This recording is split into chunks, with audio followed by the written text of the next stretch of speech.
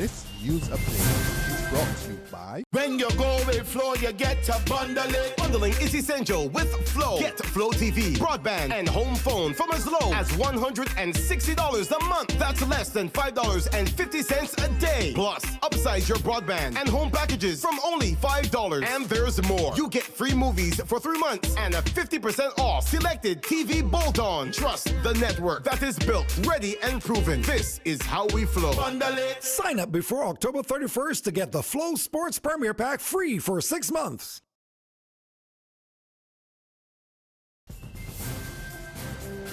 It's Monday, October the 31st, 2016, and this is your Barbados Today Evening Update. I'm Emmanuel Joseph. Thanks for joining us.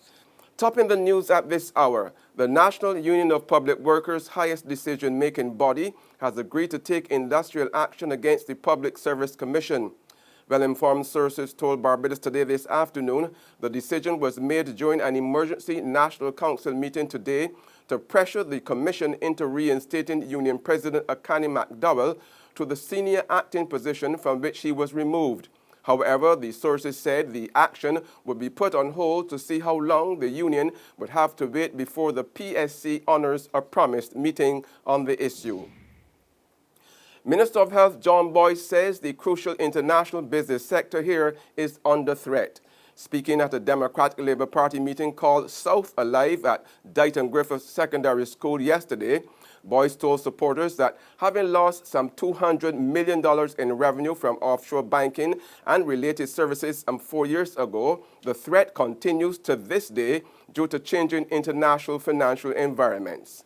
We continue to be threatened daily by the fact that those large countries are now saying to their people, you will not take that money into Barbados or any other country in the Caribbean or in the Far East and invest it without paying taxes here.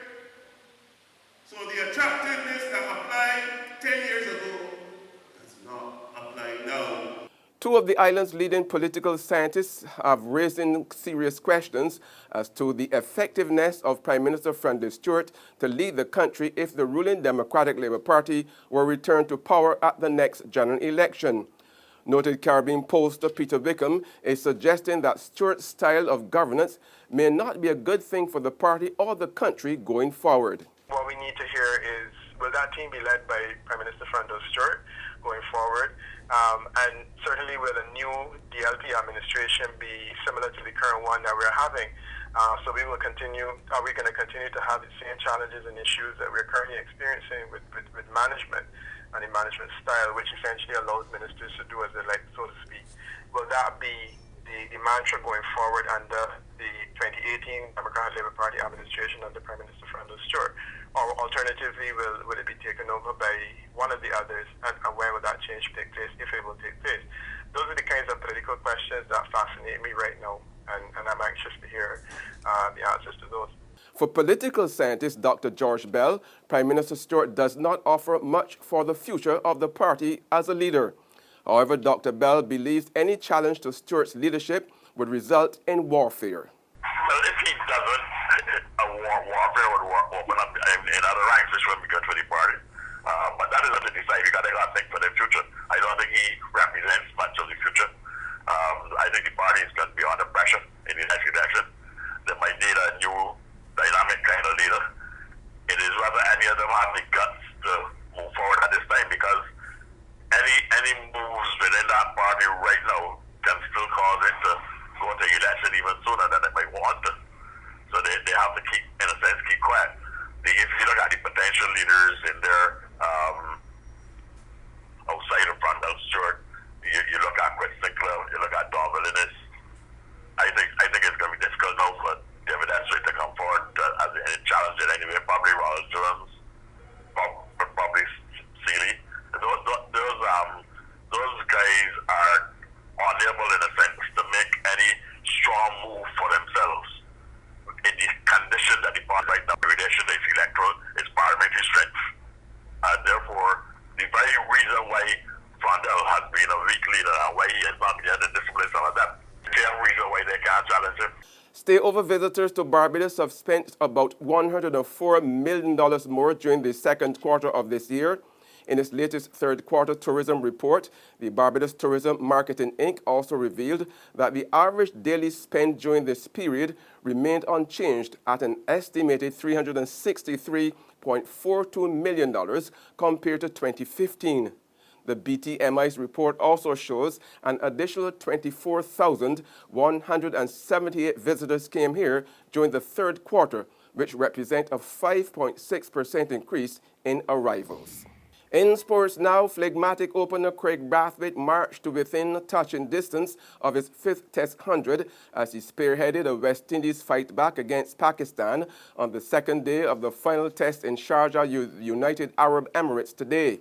Replying to Pakistan's first innings of 2-8-1 all out, the Caribbean side reached the close on 244 for 6, only 37 runs adrift of taking first innings lead for the first time in the lopsided three-test series. There's regional and international news after this short break.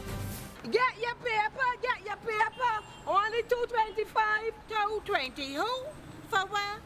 That's the Bear Stare News. I don't read about that on Barbados today since last night. That can't only care do. 220. Who? The Barbados Today, news you can trust. But Maisie, this Christmas will be the best Belgian Christmas for we. Maisie, it is all because Republic Bank just like Santa Claus. Maisie, fix up the kitchen and a new TV we getting. A special time to commemorate. Republic will help you celebrate. Get ready to celebrate 50 years of independence right through to the best Bajan Christmas ever with a Make It Happen loan of up to $50,000 from Republic Bank. Give your home a good old Bajan spruce up, buy some new furniture and appliances, or take an after-holiday trip to visit loved ones over and away. You could also be one of our lucky winners to share in fabulous prizes. Just visit any branch to apply. Go to republicbarbados.com or call us at 227-2700. We're also available via Skype and FaceTime. Special conditions apply. In Bajan style, it will be great with Republic Bank. Republic Bank, we're the one for you. We're back with news from the region now. Trinidad and Tobago's Prime Minister Dr. Keith Rowley has reshuffled his cabinet. In making the announcement today, the Prime Minister said he has removed Nicole Olivier as Minister of Energy and Energy Industries and Brigadier Ansel Antoine as Minister of Public Utilities. He also fired Sarah Boudou as a senator and replaced her with Rohan Senanan, who is also now Minister of Works and Transport. And on the international scene, President Barack Obama says he does not believe FBI Director James Comey is attempting to influence this year's presidential vote.